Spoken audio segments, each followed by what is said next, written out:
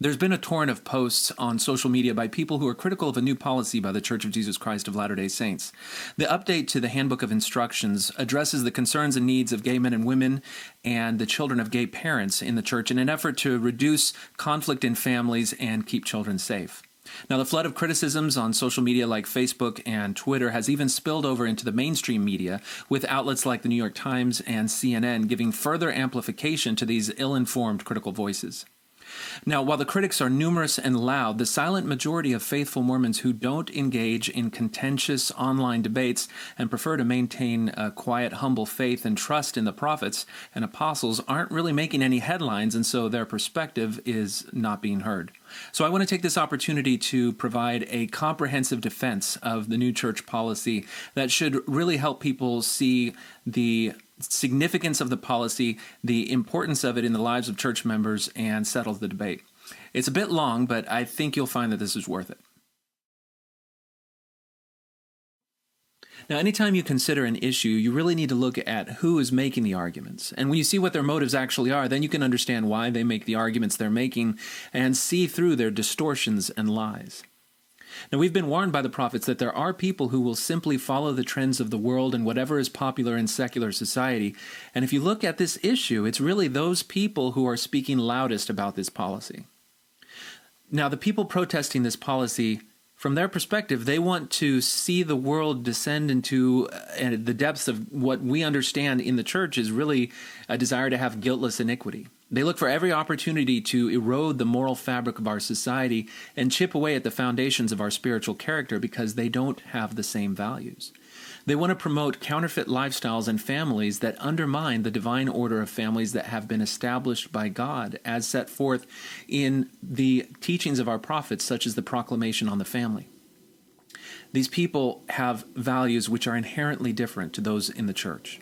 Now, when you think about it, there are really only two perspectives on this issue. The side which believes in God and the teachings of the prophets and chooses righteousness, and the side which disregards the commandments of God and follows the influence that governs worldly society, which clearly isn't God if you understand the implications of that.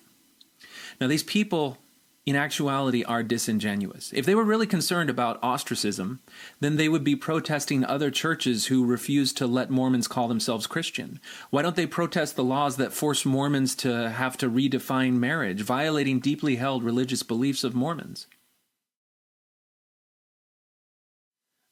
We've been told in General Conference that if you really want to know about the life of Christ, you don't go asking Judas. And by the same token, if you really want to understand this policy, you need to make sure that you're getting your information not from people who are apostate, who've left the church, but really from people who understand and trust the motives of the general authorities. So it's really disloyal, uninformed, and unworthy apostates who are the ones primarily speaking out about this policy. And they're usually people who have been offended by the church in the past or who are themselves engaged in a lifestyle of sin and are really looking to latch on to any possible criticism to try to tear down the church.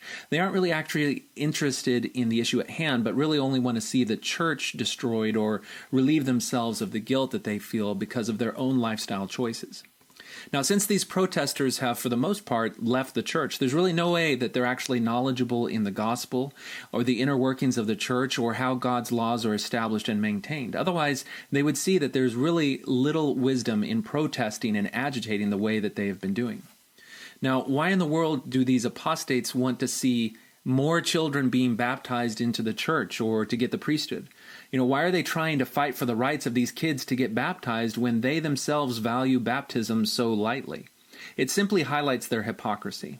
So you know that their real motive is to tear down the church, not really to get more kids baptized. They're just looking for some reason to criticize the church or the apostles and prophets. Now, when you keep this in mind and consider the arguments that they make, you ask yourself these questions. Do these bloggers and pundits and protesters, do they hold an active temple recommend? Are they living a life worthy of obtaining one? Do they live the word of wisdom? Are they paying tithing? Does the church have any real meaning in their life? Now, if the answer to these questions is no, then why do they even care about these policies? Why would we give any weight at all to their opinion and spend time reading and discussing it? Now, there are a few people who have protested who actually do appear to be active church members. Now, these are people who when you think about it, seem to have one foot in the church and one foot in secular society, and as my grandpa used to say, an extra foot in their mouth. Such members cannot really have a true understanding of the restoration and the gospel if they find it so easy to defy the prophet and call for changes in how the church operates, really in order to suit their own worldly perspectives. Now, if these active church members were really faithful and loyal Mormons, particularly if they had gone through the temple before and kept the covenants that they made there, then why would they be speaking out against the leaders of the church? Remember, we've always been warned that there will be wolves among the fold. And when we see people who claim to be active and believing in faithful members who are so willing to easily and loudly speak out against the prophet, then we need to ask ourselves, how would we identify those wolves? Now, one thing to keep in mind is that it's human tendency to try to place greater weight or validity in something that seems to have more people following it. So you really need to be careful about gauging opinion from social media. Remember that the saying that the squeaky wheel gets the grease, well, this is true in online media. It's only those people who have a reason to bash the church who are being vocal, and they try to make sure that they post on every platform possible. So you might have one person who posts on Facebook and on Twitter and on Instagram. So even though it's just one voice, it seems to be multiplied and spread. They contact the media and try to get their bitter opinions magnified in the mainstream media, and it works because the mainstream media is just as eager to find things wrong with the church as anyone else that is really actively trying to tear down the prophets. Now, this is how one bitter man like John Dellon can get his sound bites repeated over and over again in places like the New York Times and CNN because the media is just too happy to oblige. And it makes it look like thousands and tens of thousands of people are protesting or leaving the church. Don't believe it. The numbers just don't add up. You live among other faithful Mormons. You know how real, sincere members believe and how they feel about this issue. For every voice of protest that seems to be amplified in social media, there are hundreds, literally hundreds of thousands of devoted, active, loyal members who would stand up and defend our prophet and the commandments of God. They understand that people have their free agency, and contention is of the devil, however. And so they're willing to be silent and let the devils howl, as Joseph Smith said. Every loyal member of high and low position knows that the voices of those who are protesting are not in harmony with the gospel and not in harmony with the commandments of God and not in harmony with the prophets. The faithful outnumber the faithless by a ratio far greater than even what we found in the war in heaven in the pre-existence, where 2/3 followed God and 1/3 fell away. Now, if you step back and really look at the political implications of the recent ruling by the Supreme Court, which legalized same-sex marriage across the nation, then you'll understand that the true motives of people who are protesting this policy, they have a political motive, and they would like nothing more than for the church to eventually be sued and forced to have to perform gay marriage in the temple. Now, redefining marriage and promoting this type of counterfeit family lifestyle has long been a major platform of liberals and Democrats in our nation. The Mormon Church is one of the strongest and most vocal defenders of traditional families and traditional marriage, and so it's a major target for these political factions. And they want to use the courts to achieve their own social goals. If they could get Mormons to be required by law to marry gays, then no other church would have any hope of keeping their standards. Now, the church needed to take the steps that are outlined in this policy to both protect children as well as to protect the church from this sort of underhanded and insidious type of effect. Now that gay marriage is a definite and mandatory cause for apostasy, then there's really no way that any judge could ever force the church to perform a gay marriage. So the effect of this policy really is to protect the church. Another thing to keep in mind is that a secondary benefit for all of the negative attention that the media is getting for these people with a political motive is that it would embarrass Mitt Romney. Now, we all know that it's very, very likely that Romney is going to end up being drafted by the GOP because there's really a void of leadership right now in the primaries. And by staying out of the race now, it saves him money so that he can step in later. And so people that are looking at this issue realize that if they are able to embarrass the church now, then we'll actually have the effect of embarrassing Romney and further hurting his chances in the presidential campaign. So there really is kind of a multi-tiered political undercurrent behind a lot of these attacks. When you think about how strong and unwavering the church is in standing up for righteousness and decrying the immorality of homosexuality and gay marriage, it is surprising that people would want to argue that the children of gay parents should want to or could be baptized. If they were, then they would end up attending numerous meetings each week, which would essentially convey to them the reality that their parents were wicked and that their parents' marriages were a perversion of the true order of families and part of the plan of the adversary. Now, since the church is really not interested in subjecting these innocent children to the conflict that this could introduce into their home, then it really is for the protection of the children that they are prevented from baptism, because it kind of keeps them away from these mixed messages. Now, people who argue that it's a disservice to withhold a saving ordinance from these kids, generally, when you talk to them, they really don't have a full understanding of God's law. Now, since it's God's law which would prevent these children from being baptized for reasons that are outside of their own control until they're 18, then if they were, for example, to die while being unbaptized, they would have a chance to be baptized by proxy. Now, they never had a chance to refuse baptism on earth, so they would get a chance in the life after. This is exactly the reason that we do baptisms for the dead. So in the end, they're not going to miss out on any blessings that God offers his children. And it really isn't the disservice that people try to paint it as being, because those critics really don't understand that God has really provided for all of these potential issues. Now, since these kids will undoubtedly have more challenges in life because of the unconventional parenting situation as children of gay parents, then denying them baptism is actually a benefit for them. They won't have the additional burdens of being required to attend meetings, having priesthood callings, leadership positions, seminary, etc., so that they'll have the emotional and really time reserves to give to the challenges that they'll face in their life. So withholding them from blessing and from blessings or baptism and all the activities and involvement that would follow from that actually helps them to cope better with the challenges that they're going to face in their life. So it's really a blessing to them.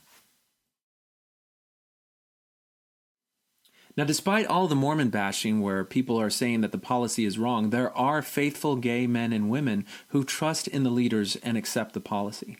Even the brother of Apostle D. Todd Christofferson, who is an openly gay and active Mormon, says that he will continue to walk in faith and hope and prayerfully follow the brethren.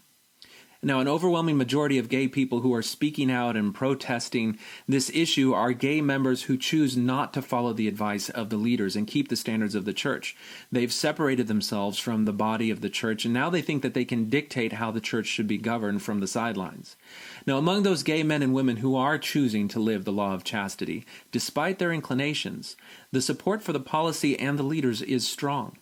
These are faithful members who have special challenges, but they look to Christ and the prophets for strength in navigating their particular circumstances. These members are happy. They've found strength in the church and in following the wise counsel of the prophets and apostles. These faithful examples of quiet humility and obedience, they don't get the headlines that all of the critics get, and so you're not really going to hear their stories, but they are all around us. Even non-Mormon gay advocates see the wisdom in preventing the children of gay parents from being accepted for baptism into the church. It's really only those who have a bone to pick with the church who engage in this sort of backbiting and fault-finding. A lot of the criticism about the new policy centers around the fact that even after a child of gay parents reaches 18, they still can't be baptized unless they move out and disavow the principle of gay marriage. Now, to anyone who's even moderately familiar with the gospel, this should really come as no surprise. If a person who is a legal adult chooses to endorse gay marriage, then they are making a bold claim that God's commandments and the sacred nature of the family are less important than going along with society. Now, the church doesn't ask them to disavow their parents, nor to, never see their parents or even not to love their parents. They simply have to clearly acknowledge that gay marriage is a grievous sin. Now, any person who's age 18 or older who has taken the missionary discussions, understands the gospel and the restoration, will see that this is really the only way that anyone could possibly want to be baptized. The fundamental nature of the family and marriage as a union between one man and one woman as husband and wife is so basic and essential to the gospel plan that anyone who chooses to corrupt the ideal of marriage by supporting same-sex unions may as well also deny the Christ and the atonement. No one who holds the idea would possibly desire baptism in the first place, and it would really be incompatible with their worldview to get baptized into the church. They wouldn't be able to pass the interview required before baptism, and frankly, by holding these thoughts in their heart, they really wouldn't even be worthy of baptism. It can really only be by humbling themselves before the Lord in righteousness and obedience that an individual can enter the waters of baptism. And this is true of everyone, not just the children of gay parents. Now, this is really the heart of the criticism that you see among protesters in the church. People think that they can instruct the prophet better than God can. They expect the prophet to bend to the winds of society. They no longer keep their eye on the prophet to find guidance, but rather wag their finger at him and put themselves as their own higher authority. Now, virtually every criticism of this new policy has this idea as a foundational undercurrent. Now, in the October 1989 General Conference, Ezra Taft Benson prophetically warned us about this day and identified the root of the problem: pride. He said, "The central feature of pride is enmity. Enmity towards God and enmity towards our fellow man. Enmity means hatred towards, hostility to, or a state of opposition. It is the power by which Satan wishes to reign over us. Pride is essentially competitive in nature. We pit our will against God's. When we direct our pride towards God, it is in the spirit of my will and not thine be done. Our will, in competition to God's will, allows desires, appetites, and passions to go unbridled. The proud cannot accept the authority of God giving direction to their lives. They pit their perceptions of truth against God's great knowledge, their abilities versus God's priesthood power, their accomplishments against his mighty works. The proud wish God would agree with them. They aren't interested in changing their opinions to agree with God's." Unquote. Now, people who take it upon themselves to lecture the brethren about these so-called social issues forget what happened to Lucifer when he tried to tell God how to run affairs. They ignore the lessons of people who tried to steady the ark. This is particularly true for people who have been through the temple. In there, they have made sacred covenants to support the church and the prophets. Now, any temple recommend holding member who takes it upon themselves to think that they know better than the brethren is in violation of those covenants. And if they don't correct themselves, they'll find themselves moving down a path that they did not expect. Now, as Mormons, we believe that men are called of God. All of these critics on Facebook, Twitter, and blogs are far removed from God's channels. God did not call them to be the ones to establish doctrine or policy. They need to let the general authorities of the church, the men who are actually called of God, they need to let them administer the policies of the church. The prophet is the mouthpiece of God and the mouthpiece of the church. This policy bears the signature of the prophet and his counselors. Now, who are these critics and bloggers to question the prophet of God? God and God alone will instruct the brethren as to the course that they should take in directing the church, not the shrill voice of basement bloggers and bitter apostates. These critics really need to stop trying to be the prophet and instead try to find the wisdom in this policy and the instructions that we've been given. Remember that God will do nothing except he reveal it through his servants, the prophets. We have been instructed to obey God's commands and not to seek to counsel our God. By making their criticisms a matter of very vocal and public noise, the real effect that these critics are seeking is to create obstacles to the church. They want to bring reproach into the church in the minds of the uninformed public, and they want to put the church up to ridicule.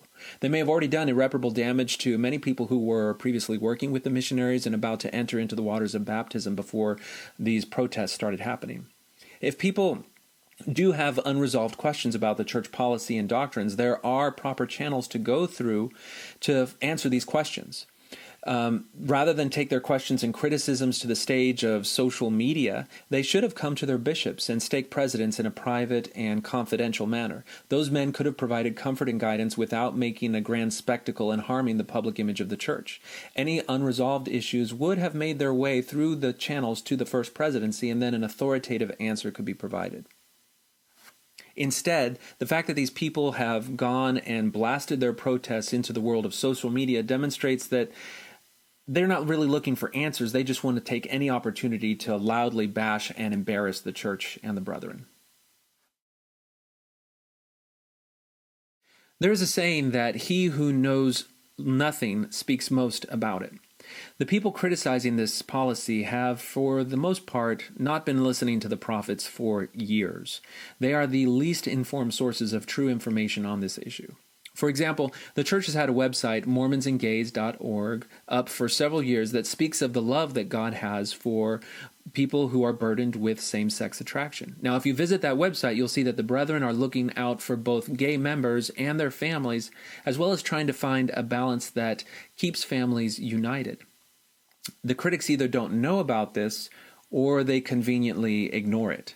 Now, if critics did actually have a testimony of the gospel and an understanding of the eternal perspective that the brethren have, then they would see that just like some people have issues with anger or stealing or violence, people with same-sex attraction have been given a unique challenge in this life. Now, it is their special circumstance to overcome that challenge, to keep God's commandments and to endure to the end. And if they're faithful, they've been promised that they'll find healing in the next life, and this challenge will be removed from them. An eternal view of our progression puts these earthly challenges into perspective. The brethren are simply making sure that those challenges don't adversely spill over and negatively impact the innocent children of people who struggle with same-sex attraction.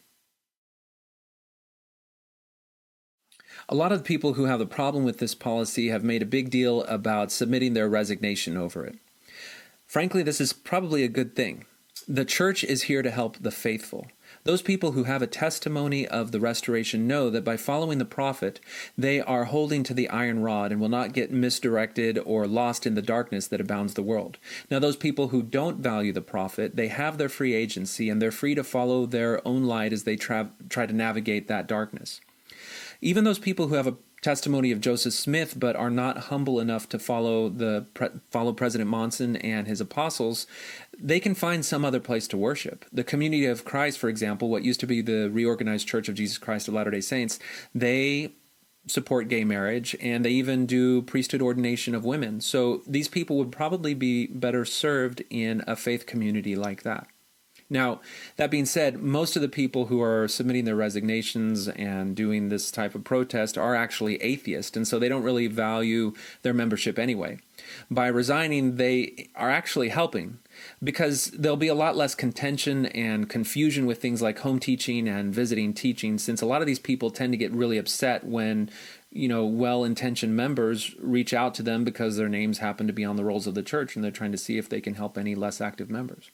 So the process of separating the wheat from the tares is one which has been prophesied about. And with issues like this, we can see that the Lord's purposes are being advanced in more ways than one.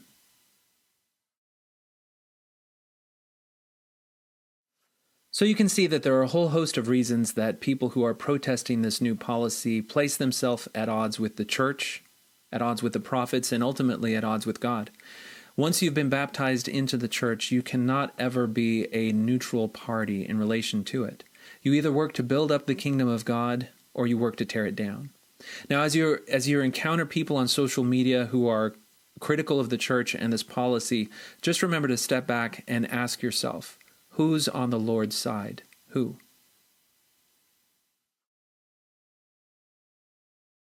Now, if you made it this far into the video, then you are quite remarkable and persistent. There are many times that you may have listened to an argument that I made and maybe felt a little twinge of uncertainty about whether such an argument was legitimate or even kind. If that's the case, then take heart. You have a conscience. You see, every argument that I've made in this video is simply a reformulation and a restatement of an argument that was made to defend the church's racist teachings and policies prior to 1978, which prevented black men from receiving the priesthood, prevented black families from having the security of feeling like they would be sealed for eternity, and prevented black people from holding leadership positions in the church. We know what sorts of arguments were made to defend these racist things because a prominent member of the church, Stuart Udall, wrote a public letter that condemned those racist teachings about skin color and curses and called for a change of the policy and called for the prophet to make these changes. After he did that, a lot of faithful members from all over the nation wrote to Stuart Udall and criticized him for his position against these racist things. And Stuart Udall saved those letters, so we know exactly what sort of arguments were made on the issue of race. Now, remember that the things which Udall wrote about and said were wrong have actually recently been officially disavowed in the LDS.org Gospel Topics essay on race and the priesthood that specifically acknowledged that the prophets were wrong when they described the ban, the curse, the idea that black people were less valiant in the premortal life, and other racist teachings. So if the members of the church can see that the prophets have been wrong before and that their error seeped into the hearts of the members and gave sanction to hate, which we saw expressed in the arguments that were given to Stuart Udall, then hopefully they can step back and look with a greater degree of empathy towards gay families and their advocates both inside and outside of the church. Let's not recycle the language of racism by applying it to gay men and women and their families in the modern age.